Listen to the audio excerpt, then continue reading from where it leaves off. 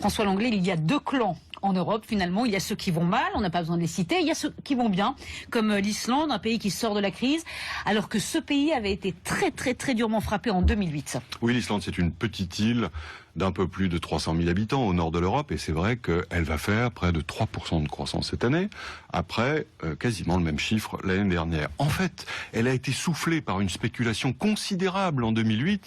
Elle a littéralement fait faillite dans la foulée de la faillite de la banque américaine Lehman Brothers, c'était à l'automne 2008. Et puis, justement, pour traiter la dette, le gouvernement a organisé un référendum en demandant aux citoyens s'ils étaient d'accord pour payer aux Pays-Bas et au Royaume-Uni, qui détenaient des créances importantes sur le pays, si les citoyens étaient d'accord pour payer 5 milliards d'euros. Les citoyens ont dit non. Et finalement, le gouvernement s'est incliné. L'Islande a récusé sa dette et incontestablement, ça a été un des éléments qui a permis la reconstruction du pays. C'est pas le seul, hein. En même temps, on a nationalisé les banques. On a aussi, d'ailleurs, poursuivi les banquiers au plan pénal. C'est l'un des rares pays qui l'a fait.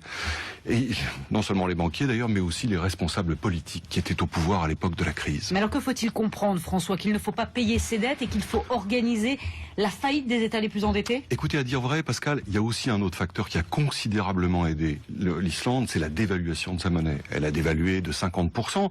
Ça a rétabli la compétitivité de façon quasiment instantanée, au prix d'ailleurs d'une chute de niveau de vie très importante. Le niveau de vie a chuté d'un quart environ. Reste que toutes les crises de la dette se terminent, se résolvent par une faillite totale, partielle ou déguisée, mais que l'histoire économique est jonchée de faillites d'État. Et en France, d'ailleurs, on a multiplié cette technique de façon, en réalité, déguisée.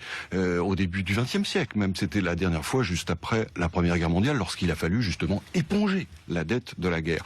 En Europe, on a commencé à le faire avec la Grèce. On va probablement continuer, c'est inévitable, avec le Portugal, avec l'Irlande, qui est écrasée par une dette considérable, peut-être même avec l'Espagne.